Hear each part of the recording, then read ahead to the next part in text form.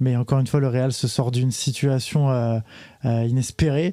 On ne sait pas comment ils font. Encore une fois, Roselu qui se prend pour Benzema et qui vient chercher la victoire. Il y a encore des circonstances arbitrales. On va revenir sur tout ça, mais déjà sur le match en lui-même, le Real s'en sort encore. Un bon Bayern Munich finalement sur cette demi-finale aller-retour. On voit un très bon Bayern en difficulté dans toute la saison, mais qui là fait une très bonne demi-finale. Mais le Real, encore une fois, en fait, ce qui est fabuleux, c'est que un peu comme ce qu'on disait sur Leverkusen,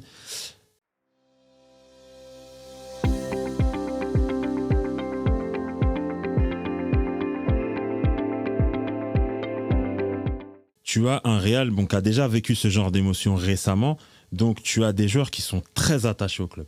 Tu le sens, les gars, ils défendent leur couleur comme pas possible. Et quand le Bayern gagne 1-0, les gars, ils ont une telle confiance en eux que peu importe le temps qu'il reste, ils vont jouer leur football. Et il se passe quelque chose à Bernabéu. Les joueurs y croient, le public y croit. Tu as un coach qui est super calme.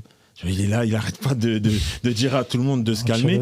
Et je pense qu'en fait, et Thierry Henry l'a dit, ce n'est pas de la chance. Moi, je n'y crois absolument pas. Et c'est juste que si tu veux battre le Real, même quand tu gagnes, il ne faut absolument rien leur laisser. Parce qu'une demi-occasion, ils vont te la transformer et derrière, tu vas trembler. Et c'est exactement ce qui s'est passé. Peut-être que si le deuxième but n'était pas arrivé comme ça, ils auraient marqué autrement. Le Bayern n'y était plus.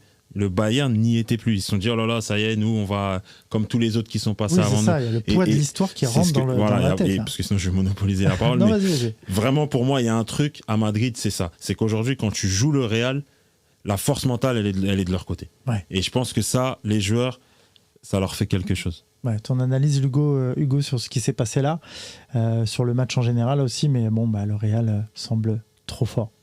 Ils semblent trop forts et en plus, encore une fois, ils ont la partie de tableau la plus compliquée. Ce quart-là était avec, il y avait Arsenal, le Bayern, City, le Real. On se disait tous que l'équipe qui allait sortir de ça allait prendre la Ligue des Champions. Bon, là, ça en prend le chemin, mais c'est vrai que on les a vus souvent faire ça contre eux par le passé, des Chelsea, des Manchester City, des Paris Saint-Germain. Là, c'était le Bayern, c'est une équipe qui est habituée à gagner plusieurs fois la Ligue des Champions.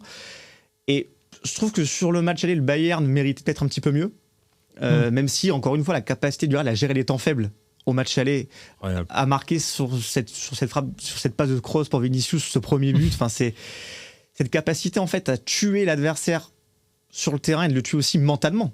Parce que quand tu domines comme le Bayern l'a fait au match aller et que tu ressors avec 2 partout et que tu as le retour à te faire au Bernabéu, c'est très compliqué à gérer. Et sur le match retour, je trouve que le Real a été meilleur.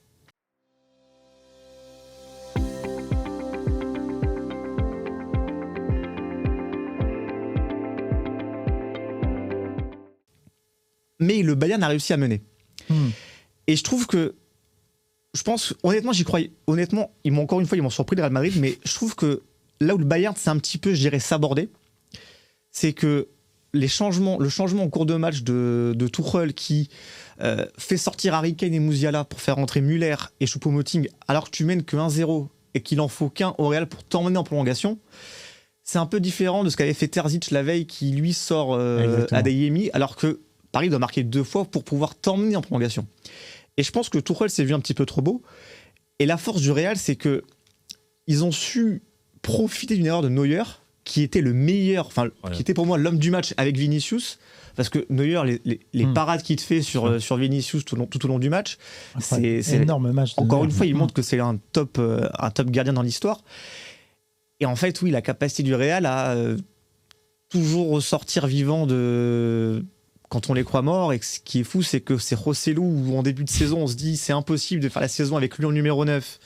Au final, il fait gagner beaucoup de matchs en championnat, en Ligue des Champions. Et encore une fois, enlever à chaque équipe européenne son gardien de but titulaire, sa charnière titulaire et son numéro 9 en début de saison, le Real, c'est ce qui s'est passé cette année. Exactement.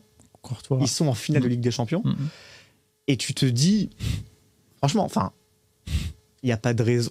J'aime beaucoup Dortmund, mais je vois pas dans quel monde elle peut, sur un match, échapper à Madrid. Quoi.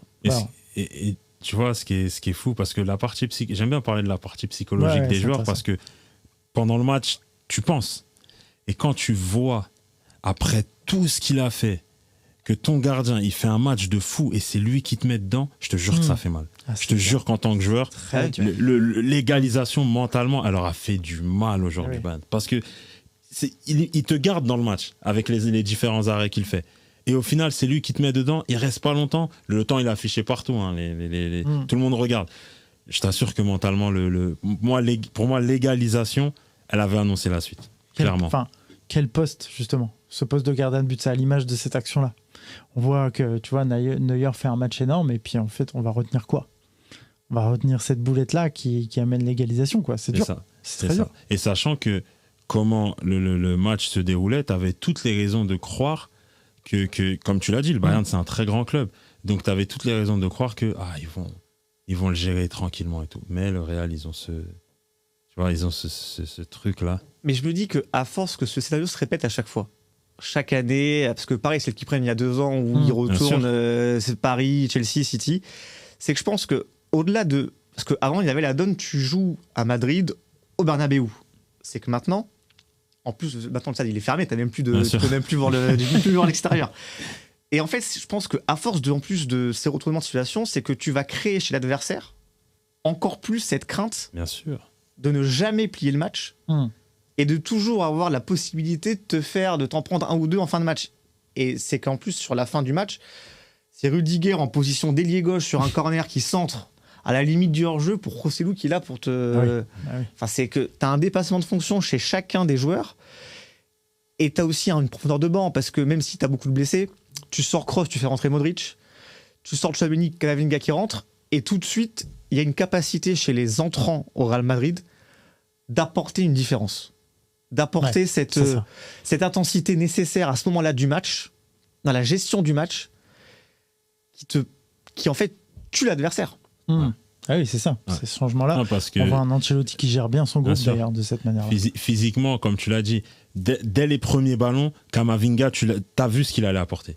Et puis, encore une fois, t'es joueur, t'es fatigué, tu regardes vers le banc, tu vois Modric qui va rentrer. Tu dis, oh là là. Quel enfer. En fait, ils ont réussi à créer quelque chose qui n'a pas d'équivalent. Je vois pas aujourd'hui un club qui, sur l'aspect psychologique, domine autant ses adversaires. Je ne vois pas un autre club le faire. Et Ancelotti, vraiment, il a énormément de mérite. Il a énormément de mérite et je crois que c'est Rudiger qui en parlait. Là, en fait, les fins de match qu'on voit du Real, c'est toute la partie invisible d'Ancelotti qui, tu viens d'arriver, t'es chez toi avec ta femme, il vient prendre un barbecue chez toi. Et les mecs, ils ont envie de se tuer pour leur coach. Non, mais c'est ça la réalité. Rudiger, il en parlait encore il y a quelques jours. Et pour moi, tout ce qui arrive là sur les fins de match du Real, c'est le travail d'Ancelotti où il va chez les gens, il fait en sorte que les joueurs se sentent bien, etc. Ils ont envie de lui rendre. Exactement. Ils ont envie de lui rendre.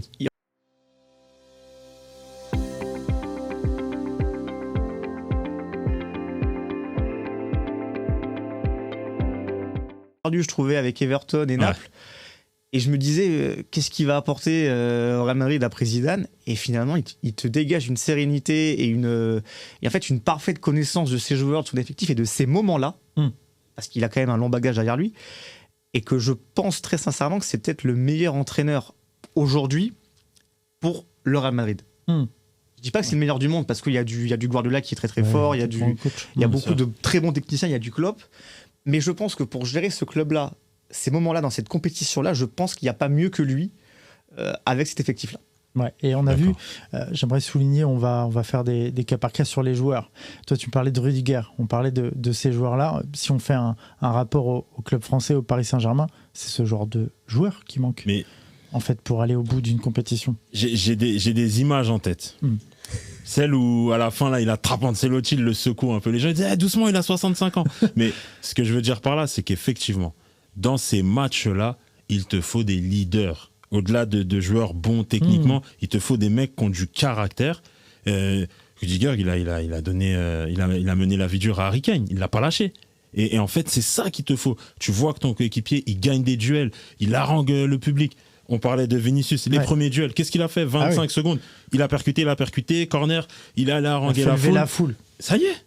C'est dingue. Et ça, c'est exactement ce qu'on attendait mardi soir. Si tu fais un peu le parallèle avec le Paris Saint-Germain. C'est pour ça que je voulais en parler. C'est exactement ce qu'on attendait mardi soir.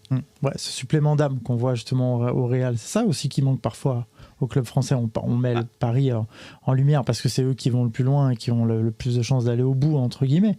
Mais tu vois, c'est ce qu'on voit là sur le terrain, ce qu'on voit à Vinicius, pour moi, c'est le plus parlant. 20 secondes de jeu, il attaque. On voit bien que peu importe où il va, il veut montrer qu'il faut aller vers l'avant.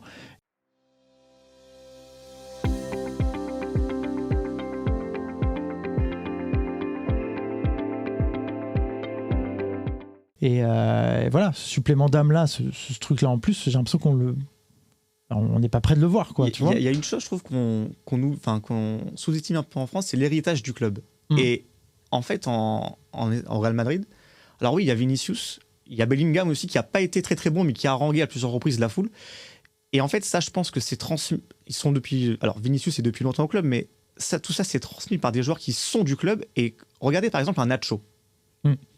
Fait un vrai match. Souvent, on se dit, cool, Nacho est là, PSG va pouvoir s'amuser face au Real Madrid.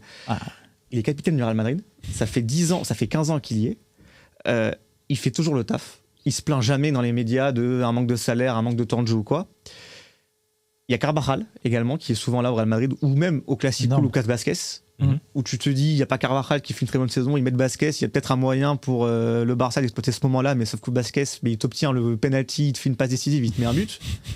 Et en fait, il y a des ADN il y a des joueurs qui ont l'ADN club. Eux, ils sont formés au club, mais par exemple, c'est des joueurs espagnols. Et en fait, je pense que pour chaque club, c'est important d'avoir cette base-là dans son équipe.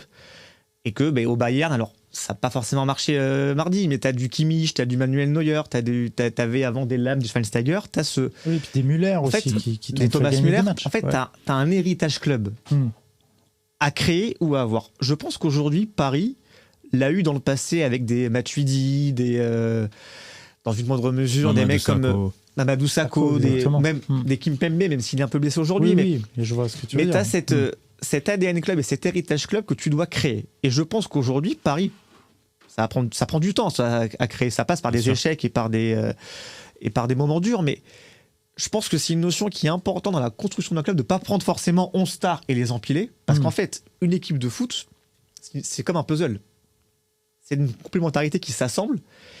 Et je pense que c'est très important d'avoir aujourd'hui des joueurs qui savent ce que représente le club et qui ne sont pas les meilleurs, mais qui peuvent être les meilleurs via un supplément d'âme et d'intensité.